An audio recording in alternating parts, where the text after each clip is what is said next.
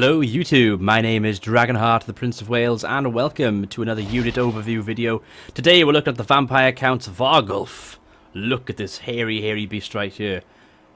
Massive fangs, a massive giant bat basically, and yeah, we're going to show you how he can be used effectively in battle and what his strengths and weaknesses are. So what we're going to do at the start of the battle is show you my overview where I've deployed him. I put him on a hill, just by there. Now the Varghulf are a very fast moving unit, probably the fastest one, especially in sort of early game campaign play with the Vampire Counts, and they regenerate. So basically if I bring up the UI, you'll see by here when I go over it, armor piercing, very fast regeneration. It means that that's 6,400. You may take 1,000 damage to about 5,400. Slowly over time that will increase, and we'll go for that in the battlefield. I'll show you how his health regenerates. He doesn't have very good armor, and he does have poor leadership compared to some of the other units when you compare him to sort of Graveguard, Manfred, for example. His leadership is quite low, but he's very fast, very nifty. Use him, pair him with the Shock Cavalry and the Direwolves, and you've got a pretty fast-moving vampire army. Vampire army which is traditionally slow, so it's a good unit to definitely have in your campaign. And on your campaign, if you do pick Manfred von Carstein, you do start off with one Varghulf unit, and from my experience, it's definitely worth keeping them because they're a fantastic early game unit to have for the Vampire Counts. Anyway, let's start the battle. We're against the Dwarves today, so I'm going to be bringing my Graveguard forward, bring my Generals forward as well. My Direwolves are flanked behind. Just going to bring them a little bit nearer to the action. I have Shock Cavalry on the left wings here. I'm just going to bring them to the side a little bit, and then the Varghulf, which is what we're going to be highlighting today, we're going to bring him forward.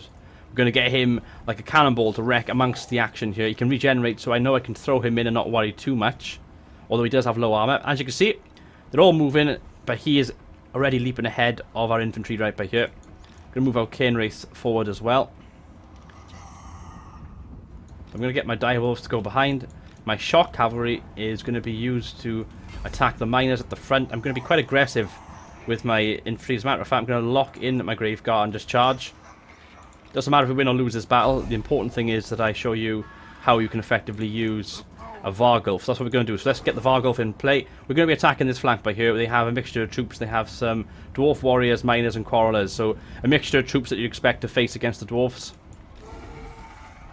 Got my distraction in place. Get my Shock Cavalry charging in against the Miners. And now my Varghulf is going to charge in against the Great Axe. So here we go. Let's bring up the UI. Let's see what he can do. So he's got 6,400 damage. He goes in. Now the thing is with the Varghulf, they don't get many kills. He's got one so far on his own against a unit. And, you know, Great Axe, Dwarf Warriors aren't the strongest infantry of the Dwarves. Varghulf's got 5 kills so far. He's quite slow at killing, I've noticed as well.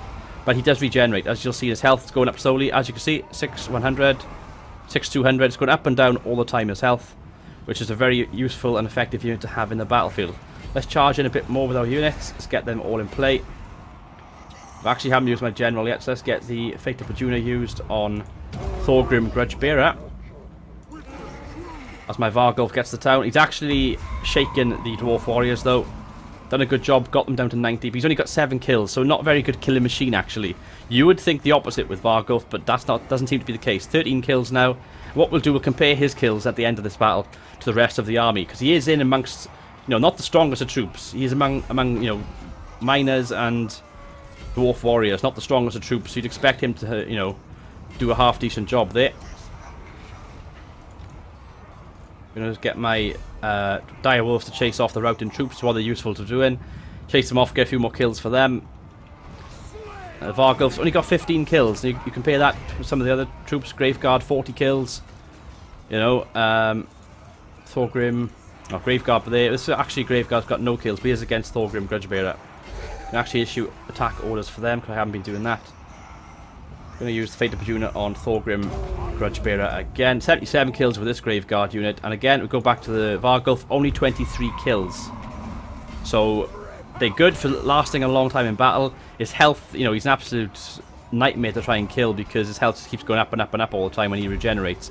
And a useful tip in campaign mode, if you have a battle, especially an auto-resolve where you've won, but his health is down to like 1,000 or quite low, what you could do, you could deploy him at the back of your army, attack with your army and just allow him to regenerate at the back of the battlefield while he's regenerating, because that way you'll have a lot more health and you can actually end a battle in a better position than when you started it, which is a really useful tip to have with the Varghulf.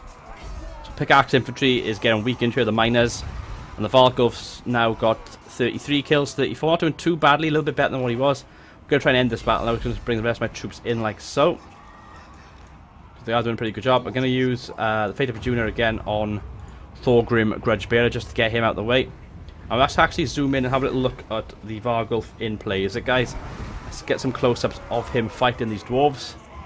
Dwarves chopping away at him with the pickaxe. He's just bashing them all over the place right now, getting them to be shaken, routing them off the battlefield, clobbering them with his big massive claws, knocking them all over the place, as you can see.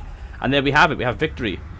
We actually have our victory, and we end on the Varghulf, which is interesting, as he clobbers some more dwarves. Let's actually zoom back out then. So he ended up on 43 kills. Battle's over, so it's going to end the battle there. Decisive victory, pretty straightforward. And you can see the Varghulf got 43 kills. But when you could put that in comparison to some of the other units, I mean, you've got 57 and 59 with the Direwolves. Obviously, they were chasing off routed units. Our Black Knights did a fantastic job, 65 and 90 kills apiece there. Graveguard, 119, this one was in the centre, taking up most of the damage. This one's got 20, this one's got 20, 77, 61. 16 for the Caedmonites, but I didn't use them, I didn't issue them properly. So the Varghulf's sort of in the middle of that, but it doesn't kill that quickly, as you can see. Anyway, guys, that's been a unit overview of the Varghulf. I've been Dragonheart, the Prince of Wales. Thank you for watching. Until next time, goodbye.